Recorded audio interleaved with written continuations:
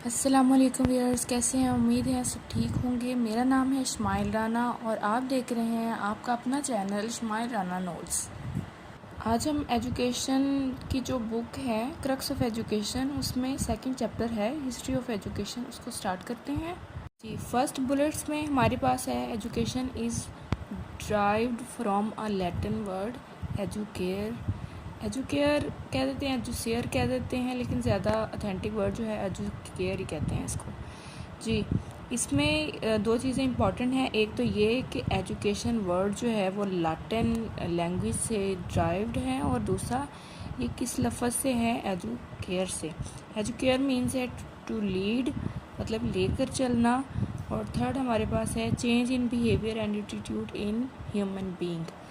अच्छा, change in behaviour and attitude मतलब हमारे बिहेवियर और हमारे एटीट्यूड में किसी भी इंसान में जो चेंज आना है वो किस वजह से होता है? वो एजुकेशन की वजह से आता है। अगर यहाँ पर वर्ड कहीं भी यूज़ होता है change in behaviour and attitude through experience, तो हमारे पास लर्निंग का ऑप्शन ज़्यादा बेहतर होगा। जहाँ भी एक्सपीरियंस का वर्ड आएगा वहाँ पर लर्निंग होगी, और जहाँ पर just change in behaviour and attitude होगा वहाँ पर एजुकेशन का वर्ड होगा जी। नंबर 4 पे है हमारे पास process of acquiring knowledge, skill, value and attitude.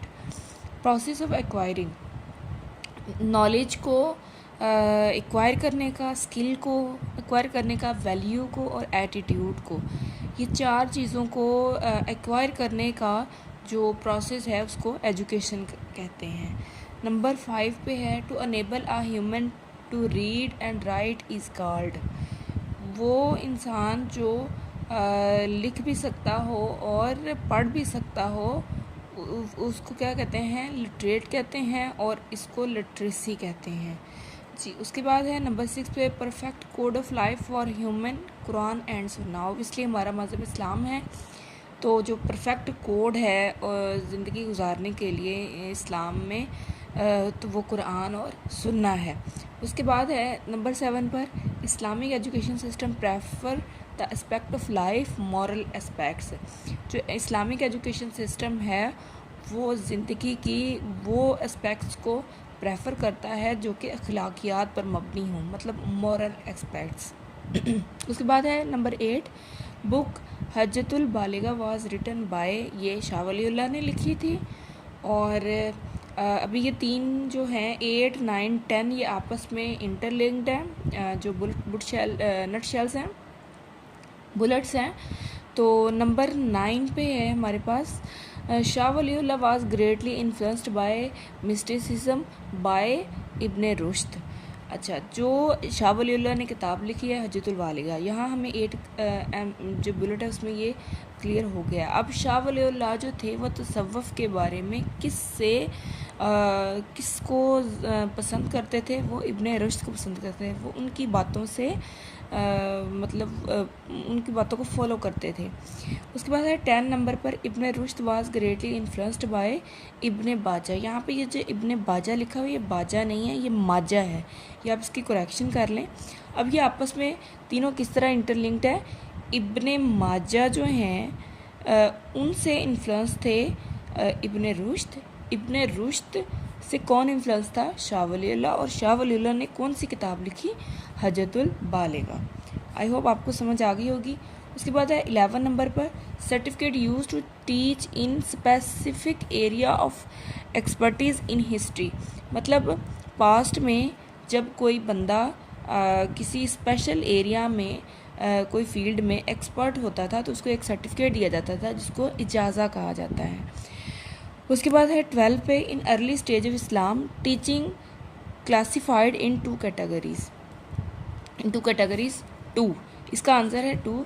मतलब इस्लाम की जब अर्ली स्टेजेस थी तो नॉर्मली टीचर्स जो थे वो दो तरह की एजुकेशन जो थे वो देते थे। एक थी इल्म दीन और दूसरी इल्म तिब। मतलब एक जो था वो डॉक्टरी इल्म था और दूसरा इस्लाम के बारे में इल्म था। ये ही अर्ली स्टेजेस में दिया जाता था।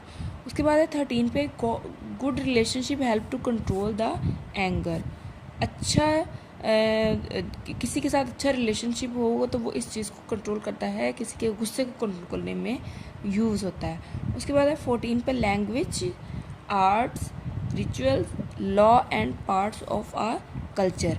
मतलब किसी भी मज़हब में हमने उसकी रस्में देखनी हो तो हम उसकी लैंग्वेज देखते हैं, उनकी आर्ट्स, उनके जो हैं फ़न आर्ट है वो देखते हैं, उनकी रिचुअल्स रस्में देखते हैं, और उनके जो कानून बने हुए हैं उनको देखकर हम किसी भी कल्चर को चेक कर सकते हैं जी। उसके बाद है 15 पर, attitude of prophet peace be upon him is administration was humanitarian.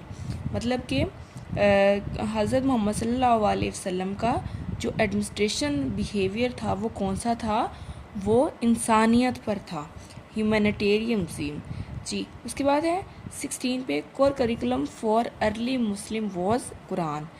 Core curriculum का लास्ट MCQs में भी मैंने आपको बताया कि कोर करिकुलम कहते हैं नेसेसरी करिकुलम, जो कि हर एक फील्ड के लोगों को करना पड़ता है। तो अर्ली मुस्लिम्स जो थे उनके लिए जो सबसे कोर ज़रूरी चीज़ थी वो था कुरान। नेक्स्ट पेज पे है हमारे पास, इब्ने Sina and Imam Ghazali told child education began with Quran. Ibn Sina और इमाम गज़ाली चूँकि इस्लाम में इस स्पिरिचुअलिज़म पर, रूहानियत पर ये ज़्यादा ज़ोर देते थे, तो उन्होंने कहा था कि चाइल्ड एजुकेशन है वो कुरान से शुरू होनी चाहिए। उसके बाद है 18 पर, Islamic education system emphasize language must be learned Arabic. Islam में इस्लामिक एजुकेशन सिस्टम में इस चीज़ पर ज़ोर दिया जाता था कि लोगों को अरबिक जो है वो लैंग्वेज आनी चाहिए, किसी तरह वो कुरान को समझ सकते हैं। क्योंकि पहले जो हमारे पास सहीफ़े हैं, जितनी भी हमारे पास रवायात हैं, जितना भी हमारा कुरान पाक है, वो सारा चूँकि अरबिक है, तो अरबिक को समझने के लिए अरबिक ज़बान का आना ज़रूरी है। उसके बाद 19 पे है हमारे पास, इस्लाम लेज एम्फसाइज ऑन द इक्वालिटी। इस्लाम जो है वो किस चीज़ पर ज़ोर देता है, वो इक्वालिटी पर, वो बराबरी पर ज़ोर देता है। फिर है 20 पर, Muslim ummah need teachers with the mission prophetic.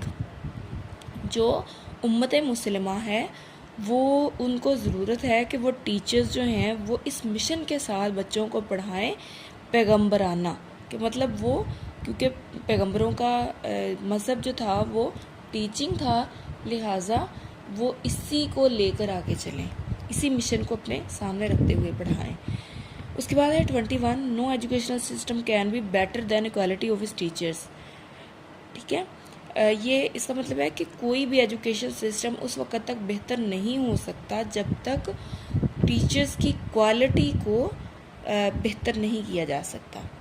उसके बाद है 22, teaching principles proceeding from simple to complex.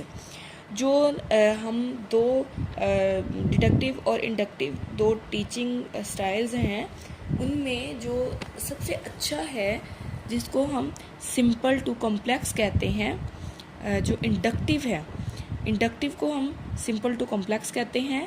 ये किसने कहा था, ये मुस्लिम्स ने कहा था कि हमेशा आसानी से मुश्किल की तरफ बच्चों को पढ़ाया जाए।